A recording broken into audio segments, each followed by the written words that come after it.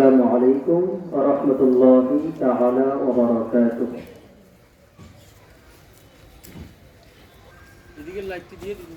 الحمد لله الحمد لله رب العالمين والعاقبة للمتقين والصلاة والسلام على رسوله الكريم وعلى آله وأصحابه أجمعين. نحمده ونستعينه ونعوذ بالله من شرور أنفسنا ومن سيئات أعمالنا. من يهده الله فلا مضل له ومن يضلله فلا هادي له. ونشهد أن لا إله إلا الله وأشهد أن محمدا عبده ورسوله أرسله بالحق بشيرا ونذيرا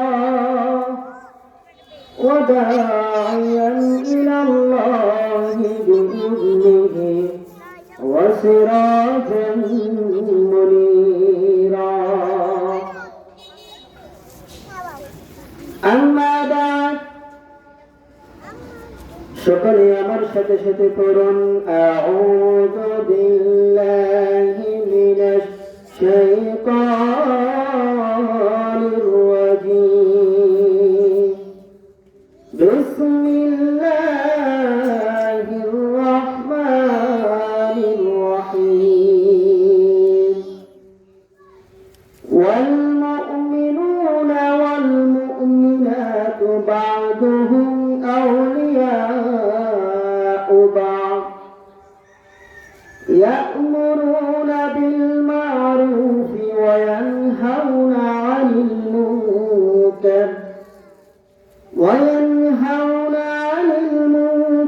ويقيمون الصلاة ويؤتون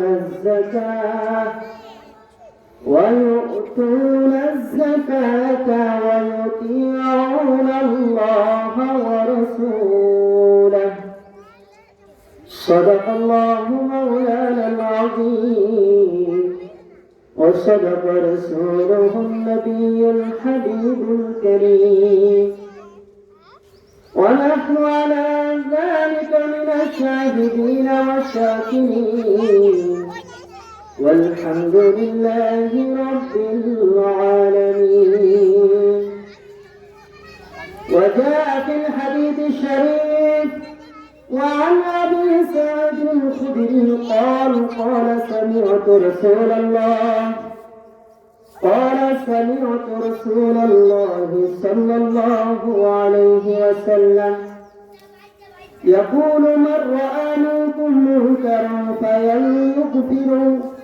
فليغيره بيده فإن لم يستطع فبلسانه فإن لم يستطع فبقلبه وذلك أضعف الإيمان.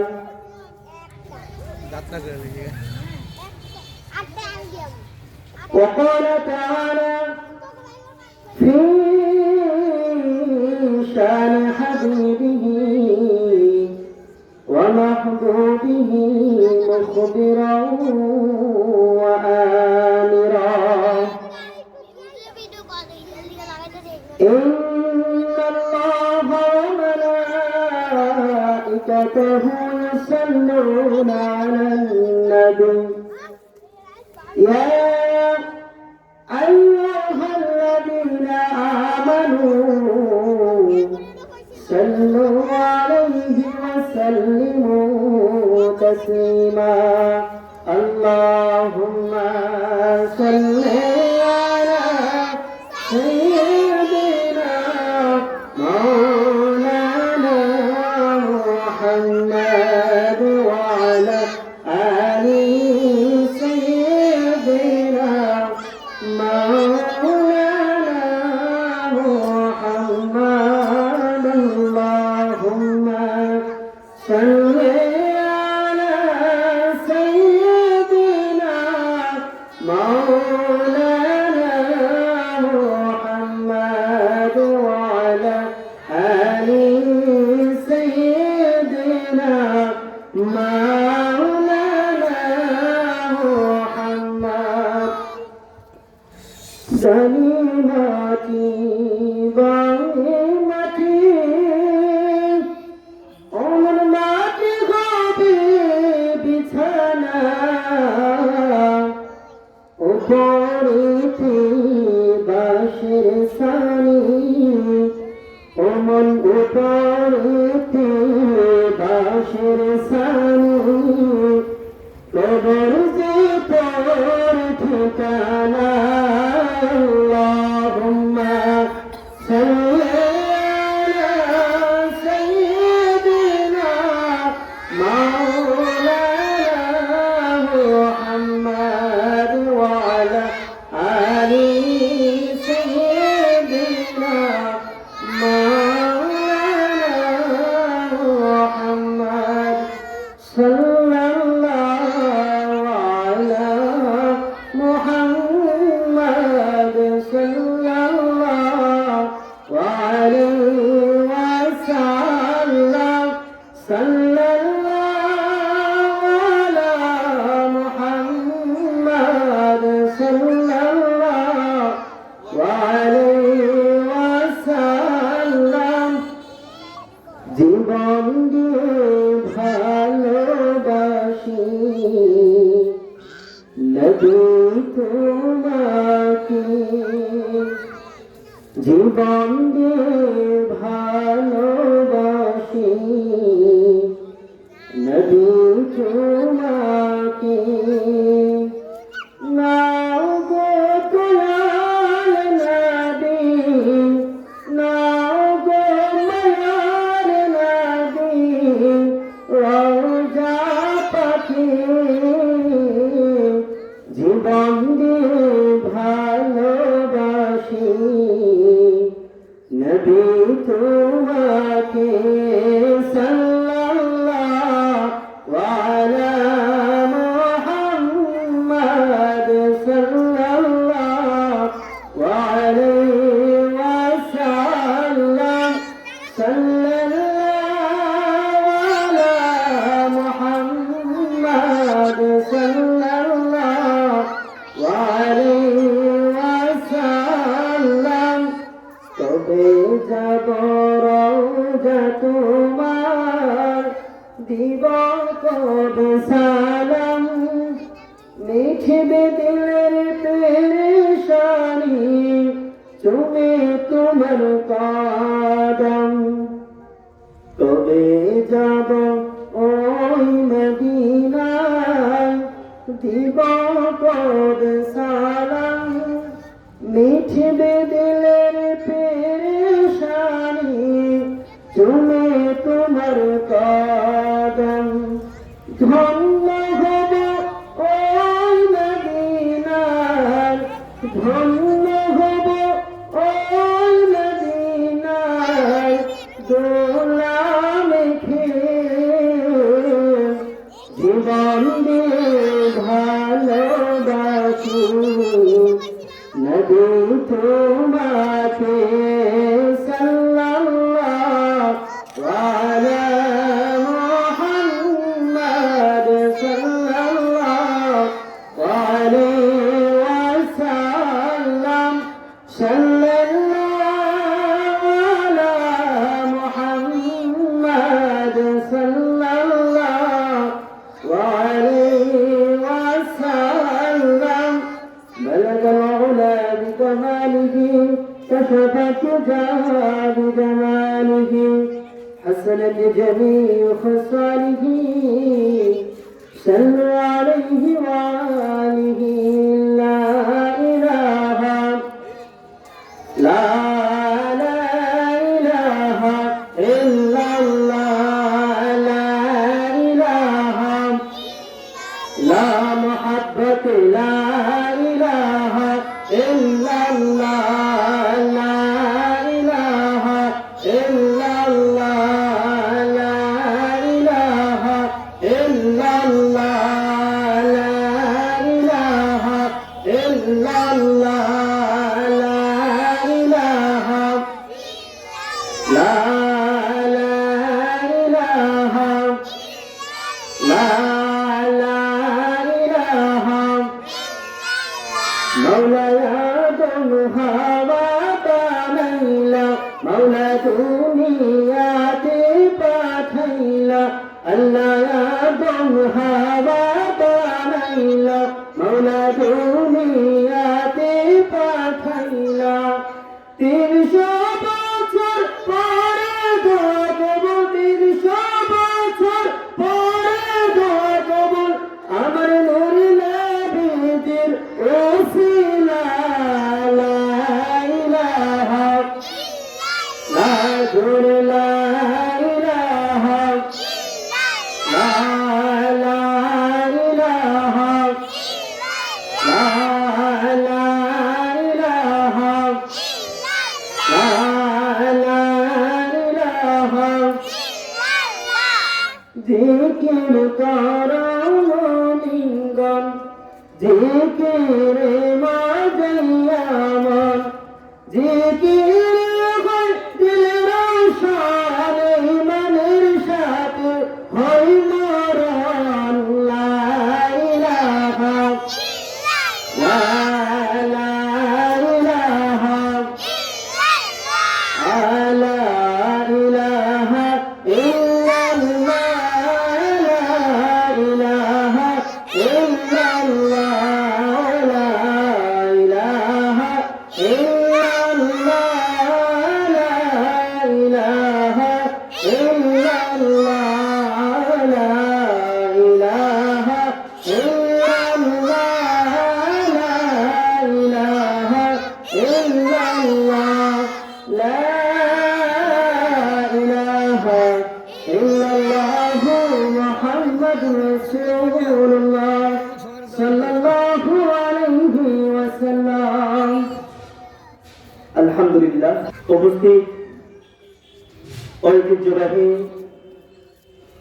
উত্তর মৈশালী গোলাবাড়ি জামি মসজিদের উদ্যোগে এক বিশাল ওয়াজওয়ার মাহফিলের আয়োজন করা হইয়াছে।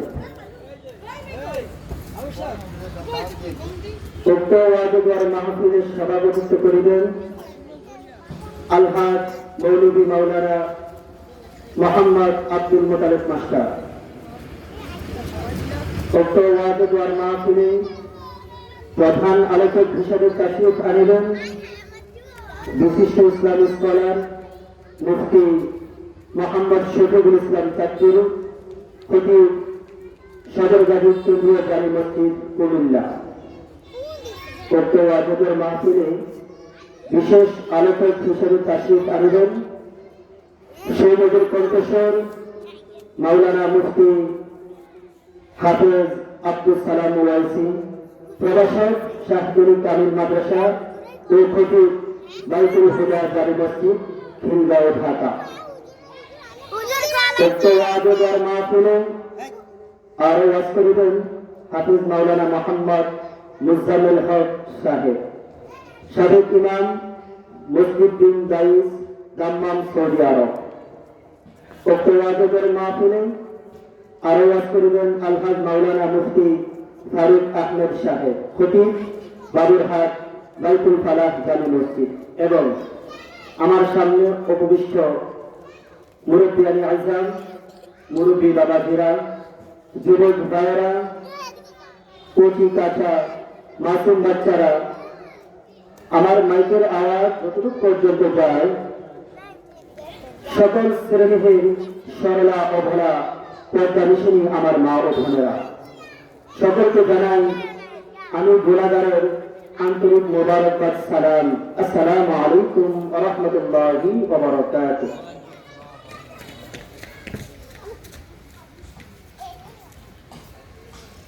আমরা এখন উপস্থিত আছি একটি জান্নাতের বাগানের মধ্যে। কথা বলেন ঠিক কিনা? আল্লাহ রাব্বুল আলামিন আমাদেরকে দুনিয়াতে প্রেরণ করেছেন কিছু মূল উদ্দেশ্য নিয়ে। ঠিক কিনা বলুন? উদ্দেশ্য আছে না নাই? আল্লাহ রাব্বুল আলামিন পৃথিবীতে যাহী কিছু অবতরণ করেছেন, যাহী কিছু নাযিল করেছেন, প্রত্যেকটা জিনিসের কি আছে? কোনো না কোনো কারণ আছে।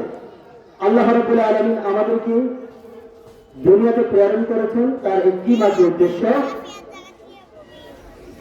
যদি আল্লাহ রাব্বুল আলামিনকে আমরা প্রশ্ন করি, আল্লাহ আপনি কেন আমাদেরকে দুনিয়াতে প্রেরণ করেছেন, তার কারণ কি? আপনি কেন বা জান্নাত সৃষ্টি করলেন, কেন বা জাহান্নাম সৃষ্টি করলেন, কেন বা মানুষ সৃষ্টি করলেন, তার পাশাপাশি কেন বা শয়তান সৃষ্টি করলেন? জানা দরকার আছে না নাই? অবশ্যই আছে। যদি আল্লাহকে প্রশ্ন করি, আল্লাহ রাব্বুল আলামিনকে প্রশ্ন করি, হায় আল্লাহ আপনি কেন আমাদেরকে দুনিয়াতে প্রেরণ করেছেন, আল্লাহ রাব্বুল আলামিন তার উত্তর তার কোরআনের মাধ্যমে দিয়েছে। বলে সুবহানাল্লাহ। কিসের মাধ্যমে? কোরআনের মাধ্যমে। আল্লাহ রাব্বুল আলামিন পবিত্র কোরআনের মধ্যে ঘোষণা করে দিয়েছেন, ওয়ামা খালাকাতুল জিন্না ওয়াল ইনসা ইল্লা লিয়াবুদুন। বলে সুবহানাল্লাহ।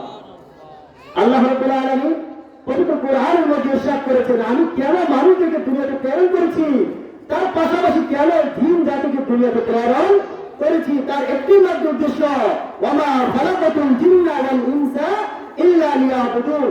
বান্দা এবং জিন জাতি মানুষ দুনিয়াতে প্রেরণ করার একটি মাত্র উদ্দেশ্য, তারা আমার গোলামি করবে, তারা আমার ইবাদত করবে। বলে সুবহানাল্লাহ। আল্লাহ রাব্বুল আলামিনের ইবাদত করবে।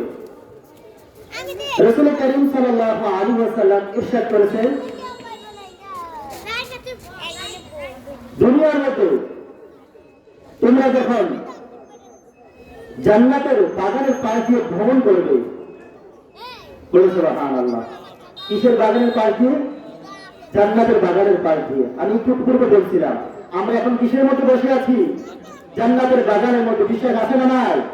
আছে না নাই? অবশ্যই আছে। আল্লাহ রাসূল সাল্লাল্লাহু আলাইহি ওয়াসাল্লাম বলেন, সাহাবীদেরকে বলেন, হে আমার সাহাবায়ে কেরাম, তোমরা যখন দুনিয়াতে জান্নাতের পাশ দিয়ে ভ্রমণ করবে, তোমরা জান্নাতের পাশ দিয়ে ভ্রমণ করার পর তোমরা সাথে সাথে ওই জান্নাতের বাগানের মধ্যে বসে যাবে। বলে সুবহানাল্লাহ। ওই জান্নাতের বাগানের মধ্যে তোমরা বসে যাবে। সাহাবায়ে কেরাম প্রশ্ন করলেন, ইয়া রাসূলুল্লাহ, ইয়া হাবিবাল্লাহ, ওমা ইয়াসিল জান্নাহ, আপনি যে দুনিয়ার মধ্যে জান্নাতের বাগানের কথা বললেন, জান্নাত তো মরার পর পাওয়া যায়। বলে সুবহানাল্লাহ। কিসের পর? মানুষ যখন মৃত্যুবরণ করে তখনই তার জান্নাত এবং জাহান্নাম তার নসিবে লেখা হয়। ঠিক না বলুন? দুনিয়ার মধ্যে জান্নাত। সাহাবায়ে কেরামরা আশ্চর্য হয়ে পড়লেন, প্রশ্ন করলেন, ইয়া রাসূলুল্লাহ, ইয়া হাবিবাল্লাহ, আপনি যে বললেন দুনিয়ার জান্নাতের পাশ দিয়ে ভ্রমণ করলে সাথে সাথে ওই জান্নাতের বাগানের মধ্যে বসে যাওয়ার জন্য, ওই জান্নাতের বাগান তো আমরা চিনলাম না। বলে সুবহানাল্লাহ। ওই জান্নাতের বাগানটা আমরা চিনলাম না। তখন রাসূল করিম সাল্লাল্লাহু আলাইহি ওয়াসাল্লাম তার সাহাবায়ে কেরামকে বললেন, ও আমার সাহাবায়ে কেরাম, ও আমার সাহাবায়ে কেরাম, তোমরা জেনে রাখো, তোমরা যখন দুনিয়ার জান্নাতের পাশ দিয়ে ভ্রমণ করবা, তোমরা ওই জান্নাতের বাগানের মধ্যে বসে যাবে। বলে সুবহানাল্লাহ। সাহাবায়ে কেরাম প্রশ্ন করলেন, ইয়া রাসূলুল্লাহ, ইয়া হাবিবাল্লাহ, আপনি যে দুনিয়ার জান্নাতের বাগানের কথা বললেন, আমরা তো সেই জান্নাতের বাগানকে চিনতে পারলাম না। আপনি দয়া করে আমাদেরকে সেই জান্নাতের বাগানের পরিচয় দিয়ে দেন। বলে সুবহানাল্লাহ। তখন রাসূল করিম সাল্লাল্লাহু আলাইহি ওয়াসাল্লাম বললেন, ও আমার সাহাবায়ে কেরাম, দুনিয়ার মধ্যে যে জান্নাতের বাগান, এটা কোনো জান্নাতের সাধারণ জান্নাত নয়, এটা কোনো সাধারণ জান্নাত নয়। দুনিয়ার মধ্যে যেই জায়গার মধ্যে আমি আল্লাহর গুণগান করা হবে, আমি আল্লাহর প্রশংসা করা হবে, আমি আল্লাহর হাম তেলাওয়াত করা হবে, আমি আল্লাহর কুরআন তেলাওয়াত করে হবে, এবং আমি রাসূল করিম সাল্লাল্লাহু আলাইহি ওয়াসাল্লামের শান মান নিয়ে যেই জায়গার মধ্যে আলোচনা করা হবে, কুরআন ও হাদিস থেকে যেই জায়গার মধ্যে আলোচনা করা হবে, ওই জায়গাটা মাঠ আর মাঠ থাকে না, প্লেট আর প্লেট থাকে না, উঠান আর উঠান থাকে না, বিল আর বিল থাকে না, ক্ষেত আর ক্ষেত থাকে না। রাসূল করিম সাল্লাল্লাহু আলাইহি ওয়াসাল্লাম বলেন, ওই জায়গার মধ্যে আল্লাহ রাব্বুল আলামিনের গুণগান করার কারণে, আমি রাসূল করিম সাল্লাল্লাহু আলাইহি ওয়াসাল্লামের গুণগান করার কারণে, কোরআন ও হাদিস থেকে তেলাওয়াত করার কারণে ওই সামান্য মাঠও জান্নাতের বাগান হয়ে যায়। সুবহানাল্লাহ। রাসূল করিম সাল্লাল্লাহু আলাইহি ওয়াসাল্লাম বলতেছেন, দুনিয়ার জায়গার মধ্যে এই জায়গার মধ্যে কুরআন ও হাদিস থেকে তেলাওয়াত করা হয়, আল্লাহ রাব্বুল আলামিনের গুণগান করা হয়, রাসূল করিম সাল্লাল্লাহু আলাইহি ওয়াসাল্লামের শান মান ইজ্জত তেলাওয়াত করা হয়, বর্ণনা করা হয়, ওই জায়গাটা সাধারণ কোনো জায়গা থাকে না, ওই জায়গাটা মাঠ আর মাঠ থাকে না, উঠান আর উঠান থাকে না, ক্ষেত আর ক্ষেত থাকে না, প্লেস আর প্লেস থাকে না, ওই জায়গাটা সাথে সাথে জান্নাতের বাগান হয়ে যায়। সুবহানাল্লাহ। তাহলে আমরা এখন জান্নাতের বাগানের মধ্যে আছি না নাই? জান্নাতের মধ্যে কখন কি কোনো গুনাহগার বান্দা প্রবেশ করতে পারে? কথা বলুন। জান্নাতের মধ্যে কখনই গুনাহগার বান্দা প্রবেশ করতে পারে না। তাহলে আমরা বুকের হাত থেকে বলতে পারি, আল্লাহ রাব্বুল আলামিন আমাদেরকে কবুল করেছেন, ঠিক না বলুন? কারণ জান্নাতের মধ্যে কখনোই গুনাহগার বান্দা পছন্দ দুঃখ আল্লাহ রাব্বুল আলামিন প্রবেশ করেন না। যারা প্রবেশ করে জান্নাতি, বলে সুবহানাল্লাহ, যারা জান্নাতি তারা জান্নাতের বাগানের মধ্যে প্রবেশ করে। আল্লাহ রাব্বুল আলামিন যদিও আমাদের আমল নামায় গুনাহ আছে, আল্লাহ রাব্বুল আলামিন চাইলে ক্ষমা করতে পারেন কিনা? আল্লাহ রাব্বুল আলামিন চাইলে ক্ষমা করতে পারেন কিনা? আল্লাহ রাব্বুল আলামিন আমাদের সেই ছোটখাটো গুনাহগুলি মাফ করে আমাদেরকে জান্নাতের বাগানের মধ্যে আসার সেই সুযোগটুকু দান করেছেন। সেই জন্য সকলে বলেন আলহামদুলিল্লাহ। রাসূল করিম সাল্লাল্লাহু আলাইহি ওয়াসাল্লাম আরো বলতেছেন, হে আমার সাহাবায়ে কেরাম, তোমরা ওই জান্নাতের বাগানের মধ্যে বসে শুধু জান্নাতের বাগান দেখে তোমরা সাথে সাথে ওই জান্নাতের বাগানের মধ্যে বসে পড়ো না, তোমরা ওই জান্নাতের বাগানের মধ্যে বসে মাঝে মধ্যে ফল ভক্ষণ করিও। বলে সুবহানাল্লাহ। কি ভক্ষণ করিও? ফল ভক্ষণ করিও। সাহাবায়ে কেরাম আশ্চর্য হয়ে গেলেন, ইয়া রাসূলুল্লাহ, ইয়া হাবিবাল্লাহ, আপনি যে দুনিয়ার জান্নাতের বাগানের কথা বললেন, ওই বাগানের মধ্যে তো কোনো প্রকার ফল গাছ থাকবে না, ওই বাগানের মধ্যে কোনো প্রকার গাছ থাকবে না, ওই বাগানের মধ্যে কোনো প্রকার আম কম, জাম কম, আপেল মালটা কোনো প্রকারের ফল গাছ থাকবে না। আপনি কি বললেন? ওই বাগানের মধ্যে ফল ভক্ষণ করার জন্য যদি ওই বাগানের মধ্যে ফল গাছ না থাকে তাহলে আমরা কিভাবে ফল ভক্ষণ করব? বলে সুবহানাল্লাহ। সাহাবায়ে কেরাম বললেন, ইয়া রাসূলুল্লাহ, ইয়া হাবিবাল্লাহ, আপনি যে দুনিয়ার জান্নাতের বাগানের কথা বললেন, ওই বাগানের মধ্যে তো কোনো গাছ থাকবে না, ওই বাগানের মধ্যে থাকবে কি? লাইট থাকবে, স্টেজ থাকবে, মাইক থাকবে, সামিয়ানা থাকবে, বিভিন্ন প্রকার ক্যামেরাম্যান থাকবে, বিভিন্ন প্রকার ক্যামেরা থাকবে, মানুষ থাকবে, বিভিন্ন প্রকার বস্তু থাকবে, কোনো ফল গাছ থাকবে না। তাহলে আমরা কিভাবে ওই জান্নাতের বাগান থেকে ফল ভক্ষণ করবো? সুবহানাল্লাহ। তারই সাথে সাথে রাসূল করিম সাল্লাল্লাহু আলাইহি ওয়াসাল্লাম বলেন, ও আমার সাহাবীরা, তোমরা জেনে রাখো, আমি যে জান্নাতের বাগানের কথা বললাম, ওই জান্নাতের বাগান তো সাধারণ কোনো জান্নাত নয়, এবং ওই জান্নাতের বাগানের ফলগুলি সাধারণ ফল নয়। মৃত্যুর পর মানুষ যে জান্নাতে যাবে, ওই জান্নাতের ফল যে দামি, তার চেয়ে দামি দুনিয়ার যে জান্নাত, ওই জান্নাতের ফলের। সুবহানাল্লাহ।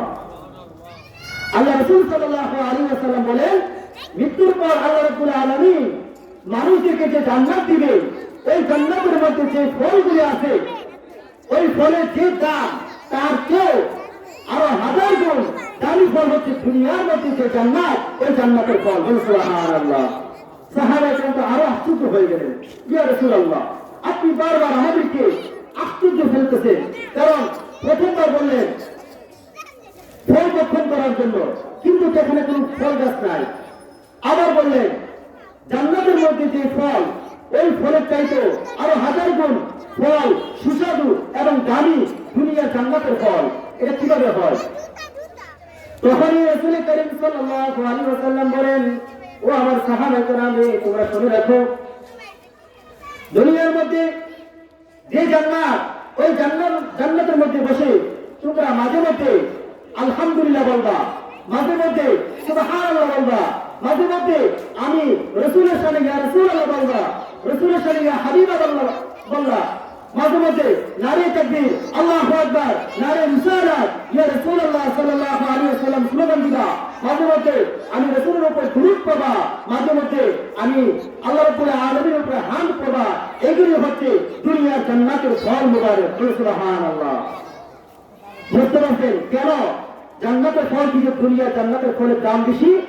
কারণ দুনিয়ার জান্নাতের ফল কোনো সাধারণ কোনো ফল নয়। রাসূল করিম সাল্লাল্লাহু আলাইহি ওয়াসাল্লাম বলেন, তুমি ওই জান্নাতের বাগানের মধ্যে বসে আমি রাসূলের সামনে ইয়া রাসূলুল্লাহ, ইয়া হাবিবাল্লাহ, মাঝে মধ্যে আলহামদুলিল্লাহ, আল্লাহু আকবার, সুবহানাল্লাহ, আমি আল্লাহ রাব্বুল আলামিনের সামনে হামদ করবা। এগুলি হচ্ছে জান্নাতের ফল মুবারক। সুবহানাল্লাহ। রাসূলের সামনে শান শুনতে মনে চাই কি চাই না? মনে চাই কি চাই না? আমার রাসূলের সামনে শান যখন আমরা শুনি, আমাদের হৃদয় কি হয়ে যায়? প্রশান্ত হয়ে যায়। হৃদয় কি হয়ে যায়? প্রশান্ত হয়ে যায়।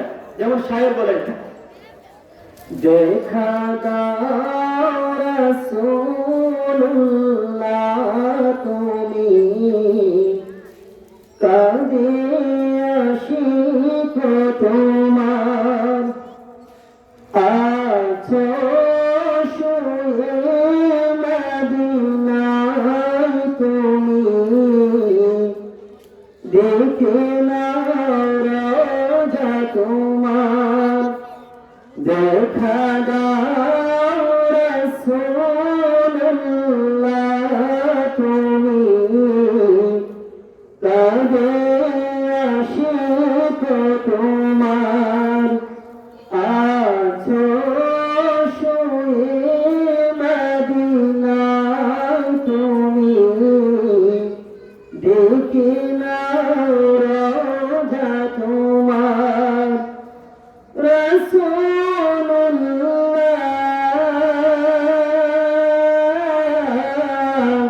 কি উপায় হবে আমার, রাসূলুল্লাহ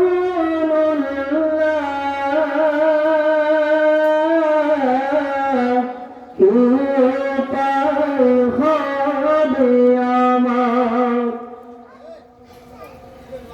ওই মদিনার পথের ধরি মাখতাম আমি পেলে সুরমা বনি,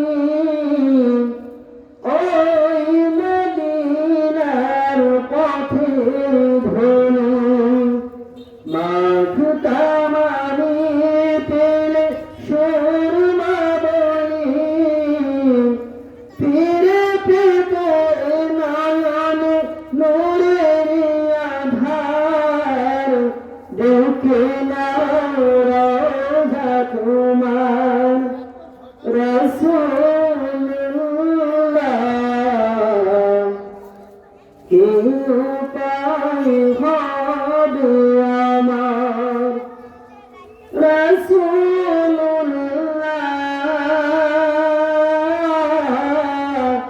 কি উপায় হবে আমার। সুবহানাল্লাহ। একবার তো আওয়াজ বলি, ইয়া রাসূলুল্লাহ, ইয়া হাবিবাল্লাহ।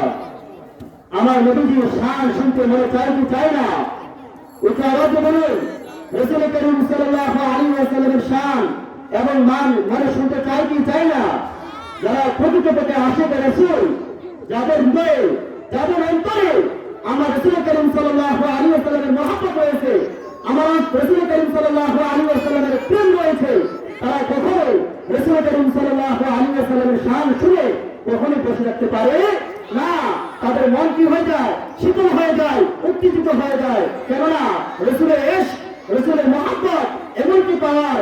আল্লাহ রাসূল সাল্লাল্লাহু আলাইহি ওয়াসাল্লাম বলেন, কুল بفضل الله وبرحمته فلذلك فليفرحوا هو خير مما يجمعون হে দুনিয়ার মানুষরা হে দুনিয়ার বান্দারা আমার বান্দারা ইয়া রাসূলুল্লাহ হে আমার মুহাম্মদ হে আমার নবীজি হে আমার হাবিব আপনি আপনার উম্মতকে জানিয়ে দিন কুল বিফাদলিল্লাহি ওয়া বিরহমাতিহি তারা যদি আমি আল্লাহকে ভালোবাসতে চাই তারা যদি আমি আল্লাহর মহব্বত পেতে চাই বিফাদলিল্লাহি ওয়া বিরহমাতিহি তারা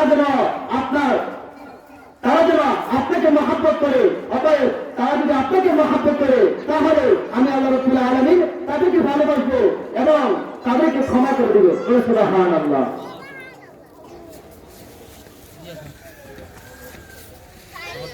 তাহলে আল্লাহ রাসূল সাল্লাল্লাহু আলাইহি ওয়াসাল্লামকে ভালোবাসা এটা কিসের অংশ? ঈমানের অংশ। কথা বলেন কিসের অংশ? ঈমানের অংশ।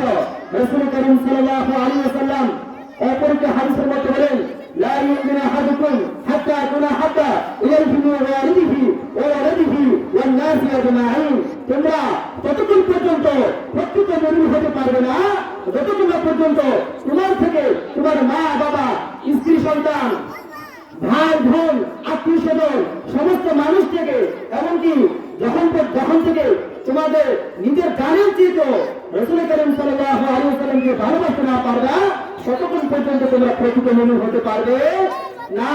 তাহলে রাসূলকে ভালোবাসা কিন্তু কিসের দাবি? ঈমানের দাবি। রাসূলকে ভালোবাসা কিসের দাবি? ঈমানের দাবি। নবীজি ঈমান শোনো তাহার শান নবীজি ঈমান শোনো তাহার শান ঠিক না বলুন? আমার ঈমান কে? রাসূল করিম সাল্লাল্লাহু আলাইহি ওয়াসাল্লাম। আমার ঈমান হচ্ছে নবীজি, নবীর মহব্বত, নবীর ইশক। যতক্ষণ পর্যন্ত আপনার অন্তরে লালন পালন না করতে পারবেন ততক্ষণ পর্যন্ত আপনার প্রকৃত মুমিন হতে পারবেন না। হযরত উমর রাদিয়াল্লাহু তাআলা আনহু তিনি যখন নব মুসলিম ইসলাম ধর্ম গ্রহণ করলেন, ইসলাম গ্রহণ করার পর ওনার বাবা ছিলেন কাফের। কি ছিলেন? কাফের ছিলেন। হযরত উমর ইবনে খাত্তাব রাদিয়াল্লাহু তাআলা আনহু ওনার বাবা ছিলেন কাফের। তখন হযরত উমর ইবনে খাত্তাব রাদিয়াল্লাহু তাআলা আনহু ওনার আব্বাজানকে অনেক কাফেররা কুমন্ত্রণ দিলেন, তোমার সন্তান উমর ওই মুহাম্মদের কাছে ঈমান এনেছে, ওই পাগলের কাছে ঈমান এনেছে। নাউযুবিল্লাহ। যখন এই কথা বললেন তখনই হযরত উমর ইবনে খাত্তাব রাদিয়াল্লাহু তাআলা আনহুর পিতা উমরকে দেখার পরই রাসূল করিম সাল্লাল্লাহু আলাইহি ওয়াসাল্লামকে গালিগালাজ শুরু করলেন।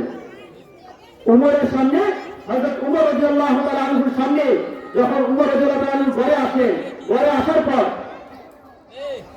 ওই উমর রাদিয়াল্লাহু তাআলা আনহুর পিতা রাসূল করিম সাল্লাল্লাহু আলাইহি ওয়াসাল্লামকে গালিগালাজ শুরু করলেন। হযরত উমর রাদিয়াল্লাহু তাআলা আনহুর ঈমান কতটা মজবুত ছিল, তিনি মাত্র নবী মুসলিম, পুরাতন মুসলিম নয়, মাত্র মুসলিম হয়েছে। বলে সুবহানাল্লাহ।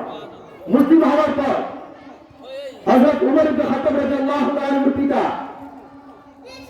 যখন নবীজিকে গালিগালাজ শুরু করলেন, হযরত উমর রাদিয়াল্লাহু তাআলা আনহু তিনি তার পিতাকে বললেন, হে আমার বাবা, হে আমার আব্বাজান, হে আমার পিতা, আমি আপনাকে সতর্ক করছি, আপনি আমাকে জানবেন, আমি কিছু বলবো না, কিন্তু আমার নবীকে জানিয়ে দিবেন না। বলে সুবহানাল্লাহ। কে বলতেছেন? হযরত উমর রাদিয়াল্লাহু তাআলা আনহু বলতেছেন, আপনি আমাকে জানবেন, কিছুই বলবো না, কিন্তু আমার নবীকে জানিয়ে দিবেন না। যখন আবার গালিগালাজ শুরু করলেন, হযরত উমর রাদিয়াল্লাহু তাআলা আনহু তিনি আবারও পিতাকে সতর্ক করলেন, হে আমার পিতা, আপনাকে আবার সতর্ক করতেছি, আপনি আমাকে গালি দেন কিন্তু আমার নবীকে গালি দিবেন না। বলে সুবহানাল্লাহ। হযরত উমর রাদিয়াল্লাহু তাআলা আনহুর পিতা তাও শুনলেন না, সতর্ক মানলেন না, তৃতীয়বারের মতন আবারও আপনার নবীকে গালিগালাজ শুরু করলেন। হযরত উমর রাদিয়াল্লাহু তাআলা আনহু তিনি খেপে গিয়ে রাসূলের ইশক মুহাব্বত থাকার কারণে, নবীর মুহাব্বত তার অন্তরে থাকার কারণে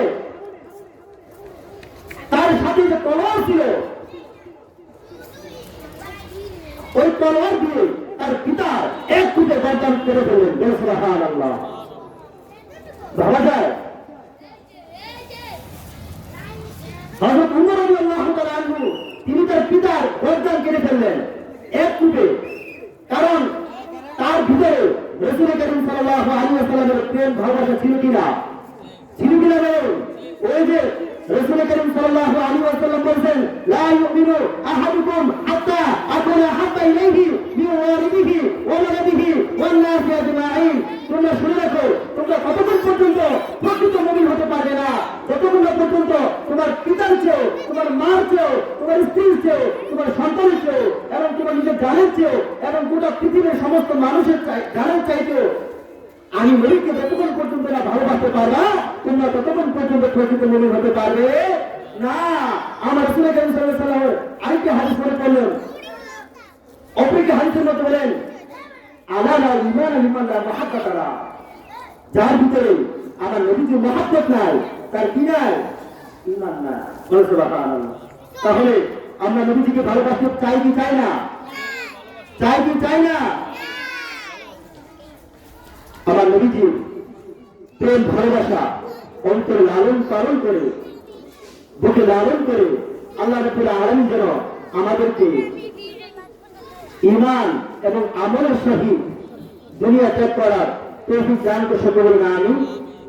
ওয়া আখিরু দাওয়ানা আলহামদুলিল্লাহি রাব্বিল আলামিন। আসসালামু আলাইকুম ওয়া রাহমাতুল্লাহি ওয়া বারাকাতুহু।